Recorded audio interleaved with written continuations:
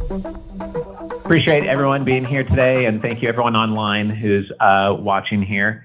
I hope you're enjoying the content so far. I only invite speakers on stage that I want to hear from and I'm curious about, so selfishly I'm excited to go to my own event, and it's kind of de-risked it for people who have been to a lot of our events, I hope. So I'm excited here today to have a little strategy session here with Dat. It's going to be on scaling, exiting, investing, and mindset insights for financial freedom. Dat is a proctor consultant and a former dentist with a background of 15 years in laser dentistry. He's been helping with healthcare professionals, business owners, and entrepreneurs using the power of their mind to create freedom to live an ideal life through a proven process based on 150 years of wisdom. Dat loves to guide his clients through quickly and permanently transform any goal, dream, or desire into reality, just like he has in his own life, going from starting a laser dentistry practice, scaling that practice, selling the dental practice, and then going through the process of finding passive income investments, investing in real estate and operating businesses. So the reason we're having Dat here is, first of all, he's a good friend of mine. So we did Everest Base Camp together. We did Machu Picchu together. And after this, we're headed to the airport to go backpacking for 3 days. So I knew there'd be some great content here to talk about. And Dat, what else would you add about your background for the audience? Hi, everyone. My name is Dat Nguyen. Yeah, he said it all there. I became a dentist at 36 years old. I ran my office for 15 years. I met my mentor, Bob Proctor. I don't know if anyone know Bob Proctor is, yes. So it's amazing. He taught me how to stop trading time for money and to do what I love every single day, to live my life more. And I did a quantum leap, the shortcut of what I want to do when I'm 70 years old. I did it when I was 50 years old. Thanks to that. I met Richard 2020 to another mastermind group. We are all dentists or medical professionals. We want to invest our money. We click. I learned a lot from Richard, and we start to travel together. We went to Everest Base Camp together, and then Machu Picchu. We're gonna do a lot more later on today. So now I become a consultant. My client now are dentists and doctor, medical professional, or business owner who want to do something beyond what they ever done before, and then live their life more to be healthy, happy, and wealthy. That's what we want here. We're here to do, isn't it? Awesome. Great. Thank you, Dat, for being here. And earlier we talked about being ultra healthy, not just ultra wealthy, and Dat is a sign of that. We both sometimes work out with our weighted vests, and he does a Murph every single week with the weighted vest, and he beats me on the time every single time now. So it's definitely ultra healthy. So you were able to scale and sell your dental practice. What were the 1 to 3 keys to scaling while a lot of other dentists fail to do so? So when I want to exit, I know what I want to do after dentistry. I know something I can do beyond that. I really focus and set my goal, and I get coaching. I get my mentor, Bob Proctor. He coached myself and all my staff how to use our thinking to create whatever I want. I also get business coaching from one of the top dental coaches out there. We focus on only what we want to do. On like Richard said, we want to love coming to the office, do what we want to do. So my thing was laser dentistry. Imagine you go to the dentist, you don't get shot, you have no pain at all. And I really respect our patient time. There's no waiting in my office. There's something about time. I respect the time. That's why they love it. They don't have to wait at all. So we focus on become the #1 laser dentist in our area. And I have sleep apnea. I snore. Even look at me here. But so I became the #1 provider for Kaiser for sleep apnea in the area. I bring my business up before I exit. So that is the one of the two. But mainly is how to bring in the mindset that the whole team would go for it. I know exactly what my team want. I help them to create their dream, their goal, and then we all get it together. So beyond dentistry, my team now going out there, become entrepreneur. They have their own business. They do the thing that they love to do. So that's what we're here for. Awesome. Great. So you talked about vision and being very clear about what you want. We talked about that earlier. We had the Arnold slide on there. And earlier this week, we had a decamillionaire. My friend Peter Zuckerman was on stage. He invests into real estate. He has a media buying business. And he said it's very simple. He said he has a theory about life. He says, you look, you find. It's like if you don't look, you're not going to find it. So if you start looking for choke points, then you might find them, right? So you have to have that open mindset.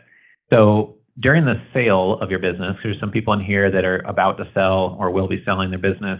What did you learn about exiting that may really help somebody here in the room during their exit? So prior to exiting, I know what I want to do. I create a vision of how I want to live 5 years, 10 years, 20 years from now. And I really focus. So I look for a group. That's where I met Richard in his mastermind group. How can I exit with more freedom, financial freedom in my for my business also. So during the time I did a calculation. You got to know your number. You know how can you be free after you exit from that was the only thing I know how to do back then. They did a calculation for me. I can either sell to a group, we call it a dental or service organization, that we can sell with more value and the money, but then you're required to do 2 to 3 years to stay in. Or I can sell privately, where I can get out within 6 months.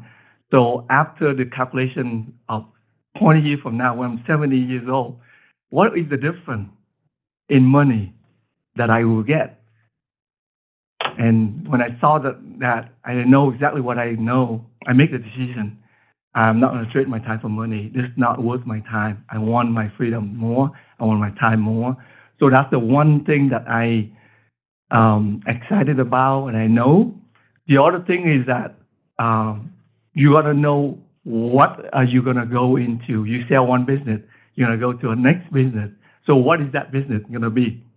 So with that, I create exit strategy for myself, and then also meet with many other CPA advisor how to use that and create multiple stream of income on the next venue that I buy into.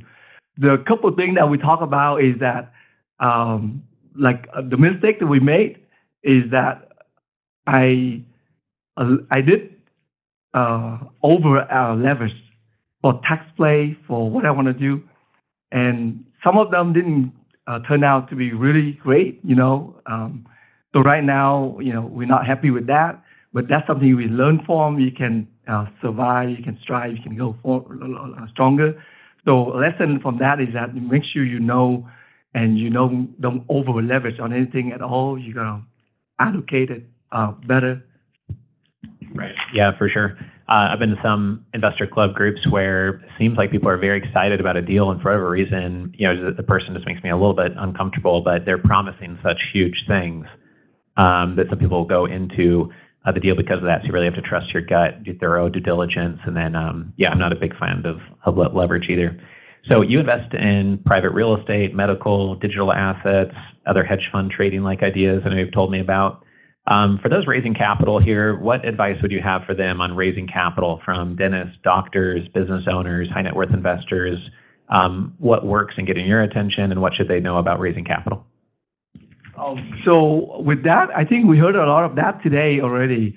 The three things that I'm looking for is it simple, it's easy, is it interesting, is it fun for me, and communication. I want really good communication. How is my money being used?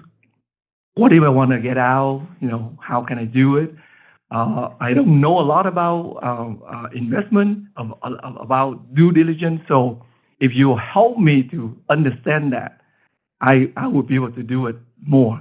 Prior to following and hanging out with Richard here and learn from his club here, I didn't know a lot. You know, a lot of us dentists out there, a lot of my clients, a lot of my friends, we don't know anything about money. We don't know about how to control our asset, how to invest. So that is the couple of things that if you are a sponsor, if you have a deal, if you can make that easily for us to understand, that will help a lot. Yeah.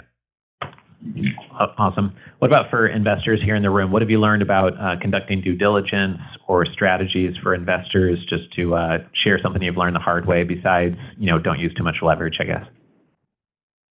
So that's one of my weaker point. I don't like to do it. I don't want to do it.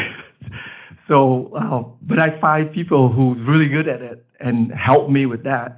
And especially with the tool that Richard here helped me a lot. We have a lot of deal coming in, a lot of offer. We run it to Dewey. We run it by Richard, run it by other team member, a lot of people who really know about it. So that's the one thing I know. And I also learned myself too. The more I come here with the club, the more I learn, unlearn, and relearn what I know. Like, I didn't know this. I didn't know this. I'm taking so much note today because every time I come, I learn something new because we continue to open and learn more. Yeah. Awesome. So as I mentioned in the beginning, you're ultra healthy for sure. So what's been key to getting and staying there when most people really cannot? What do you think is the difference? I like this. So when I have my freedom, I would picture myself how I want to live for now. I imagine if I'm 70, I'll be doing this, but I'm 50 years old, I can do this. There's so much more I can do. So I set a goal to be healthy, just to be able to keep up with my kid, travel, do whatever I want to do, climb mountain, anything that we want. I set a goal. I build a new self-image of how I want to be, and I consistent hold it, and I make a commitment.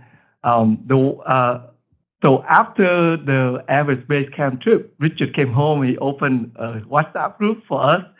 We all investor, entrepreneur here. He called it Super Beast Mode now. We track ourselves. We track our visceral fat. We track our fat percentage, muscle percentage. What else do we track?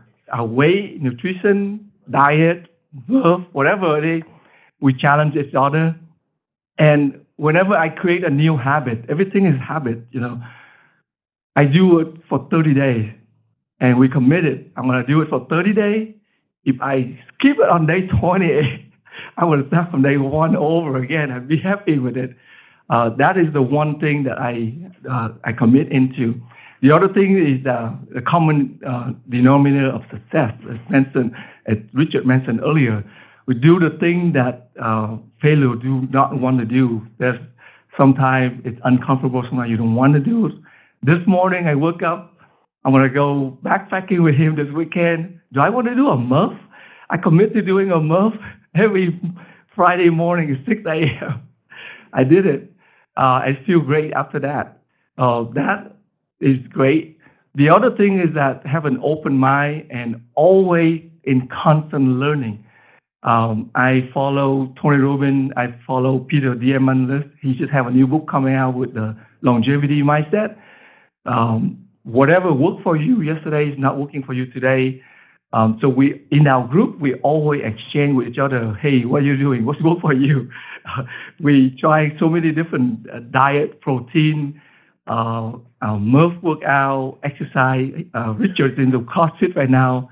I'm learning how to do handstand and muscle up. So whatever it is to have fun and move you and keep your number, track your number. So that's something that's so important because our health is the number one. We talk about time. Your time is one of the best assets that you have here, and it's limited.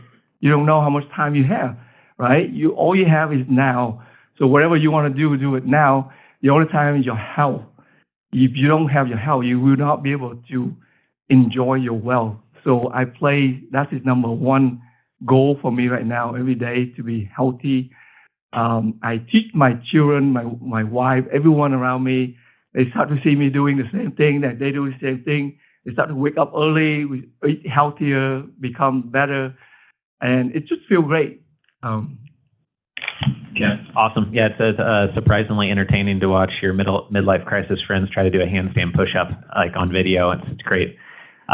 So you mentioned something like doing things that other people don't want to do. That is why I like studying the pro athletes, because you talk about them, and like Lisa Wing has spoken at our events, and at the last event, she's a Hall of Fame Olympian gymnast. And so she said on stage, hard work beats talent every time when talent doesn't work hard. And when you hear Matt Fraser say, hey, I win the CrossFit Games not because I trained more or because I'm stronger, it's because I push past the mental limitations and I push through the pain and I still do the extra hard work after that. And one thing I've always taken from sports when I'm doing something in business is like, what would a reasonable person do to make deal structure ninja functional and helpful? And then I do a lot more than that. And whatever I think someone else would think is a lot more, I'll do another 20% more than that. Because that's when the other people are going to stop. It's like, oh, that's probably good enough. Oh, that's probably more than anyone else would reasonably do. And then go another layer or 2 or 3 deeper. It's kind of like when Goggins talks about when people expect you to fail, because that's where people usually fail. That's when you eat people's souls and you go really deep, right? So it's kind of a hardcore way of putting it, but just putting in the extra effort like Dad's talking about. Robert Herjavec in Shark Tank, he said something similar to you. He's like, if I can't really see myself excited about it or having fun using this thing, like it's just not for me. I can't see anybody, doing this. The other thing is that the people you hang out with turn into who you are, right? And if you take in input in books and you're in a community of high quality, high velocity entrepreneurs, it's going to rub off on you. If you're listening from decamillionaires and centimillionaires and family offices and pro athletes on stage, even just once a month, like, what do you think that's going to do to your brain? Unpredictable, positive things. And, Dad seemingly has never had a bad day in his life because people are always saying, why are you smiling all the time? And luckily people say that to my brother as well. And so that's partially why I like being around him. So given that, it seems like you're ultra happy as well, not just ultra healthy. And those two things are connected, of course, but how do you pull off smiling 24 hours a day? Because it's just something most people can't do.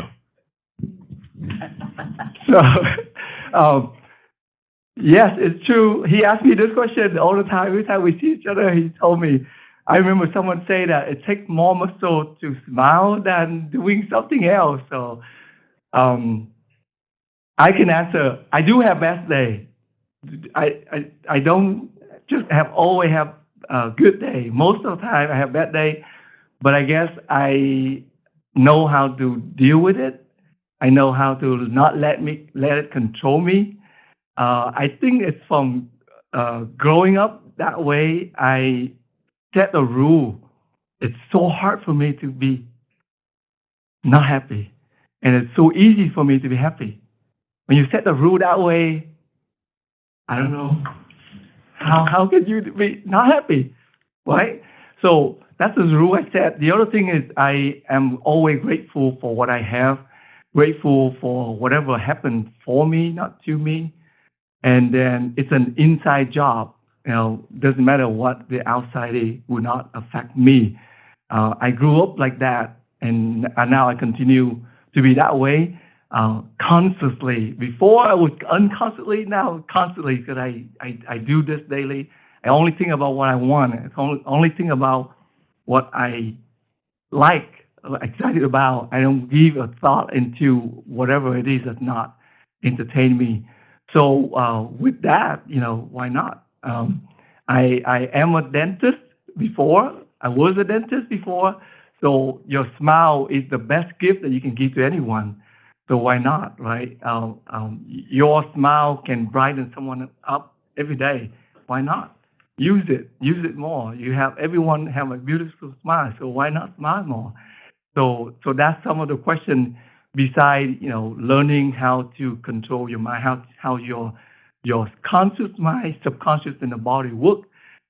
You just impress on you whatever it is that you want. Your subconscious mind, your heart will listen to you. And in your body, it's just a dumb terminal, as my mentor said. and would listen to whatever your heart tells it to do. So be happy. Awesome. Great. Appreciate that. So yeah, we like talking about being ultra healthy here. We've had several members who, because of the investor club, they came just to see what it was about. And a few of them have lost 40 and 60 pounds and kept it off for 2 or 3 years now. And it's literally changed their life. And we don't give nutritional advice. We're not here to give health advice or anything. We're just saying you should probably focus on health. Any questions from the audience for Dat before I ask him my last question? Anything? Yes, go ahead. So obviously you had like a great exit, right? You're doing really great now. But how did it start? Tell me more like the humble beginnings of like when you first started the company and how did that turn into where you're at now? Oh, can you repeat the question one more time? Oh, you want me to repeat the question? Okay, so he asked me with my success right now, how did I start with the dental office? Or yeah, when was it like the more humble beginnings where you're still just trying to figure it out, work through it? Give us more about like that piece, like when it was still sucky. Oh, okay. Okay. So it's been a long story. So I'm going to do a fast forward. I came here when I was 21 years old, no money, no English. And I started working 2 months after that. I came here we looked for freedom. Exactly, and I found it. So I started to work. I went to work full-time, graduate from undergrad. I worked for corporate. I didn't like it. I want to be freedom. I want to be independent always. So I look around. I'm very good with my hand. I love to work with people. And dentistry at that time to me is very independent. I can do whatever I want. I do it the way I want. I build my office. I love technology. I do laser from day one, even from dental school, paperless office. Anything that new technology come out, I have it. My patients love it because no one wants to have pain, right? No shot. So that's what it is. I always do that. I always constant looking for way to be better, to grow. So that's how I build my office. I build the way I want it. 15 years later, fast forward, I just want more freedom. I know there has to be something beyond this what I'm doing. I know I had it.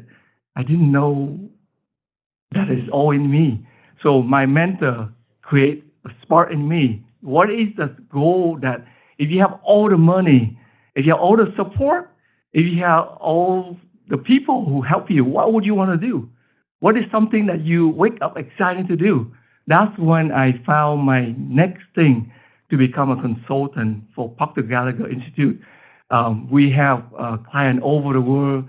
We're in every single country. We have so many people transform their lives, generation. And I saw a lot of burnout, anxiety, stress in dentistry, which I didn't feel it at all. It's just me, So I start to help a lot more dentists. I have to help them. It's always. So if you're really willing to change the way you think, change your habit, change your thought, your feeling, your action, you can have an amazing life doing what you love every single day. That drive me to exit now and then become what I want to be. Because at the end, whatever you own is not yours anymore when you pass on to the next generation. But who you become will be yours forever. Sure. Very true. Thank you. Great. Thank you. Another question? Yeah. My wife is graduating residency as a dermatologist, and she's debating between going to private practice or going to work for her own or working for somebody else.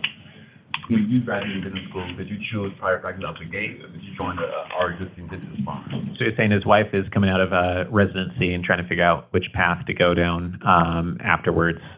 Is it Jeff? Is that your first name? Okay, great. Yes. So for me, when I graduate, I will make a decision. I'm going to open my practice 1 year right after. So the first year, I worked for 3 different offices. One is cosmetic only. We do veneer, full mouth veneer, high end. And one is like bed area, like we only do patching work. And then the one is like everything. I just want to see which one I like And then geographically, I want to be somewhere close to my house where I want to live. I don't have to go anywhere. So that's after the 3 different associate jobs. I decide I want to build my own. I have an idea. I decided I bought an office. I built the way I want it. So I am independent. I run it the way I want. It's my business. I can advertise the way whatever I want it. So that to me is more independent when you have your own business. Yeah. Just, I'm sure it's probably the last one. So what I really like, I love your positive energy when you have this, obviously, turning your life around and just really, going after, the dream. My question to you is, during that time, staying positive, especially when you're down and out, things don't always go well. As a matter of fact, they don't really go well at all. How did you stay positive during those times to not succumb to the pressure of the negative world around you? Right. The question is, like, in negative times when things don't go well, and then they really don't go well, and they keep on not going well, like, how do you stay positive and not, like, buckle under all that pressure? Awesome question. I went through so many of that. Growing up and then transition, starting from zero multiple times during my life. It's always there, almost daily also, but how you look at it is different. How you look at it is different. I always step back and see, what can I learn from this? Is this happening to me or is it happening for me? I always look with faith. I know that I'm going to be okay after this. I will be okay. I will be okay. With that faith, I only think about what I want. And remember, you attract who you are. Everywhere you go to seminar, investing club, you will be attracting who you are. That vibration of who you are will attract the situation to you, the people to you, and things will happen the way you are. So law of attraction is the secondary law. Law of vibration is the number one. So find a way to create that, bring you to that vibration.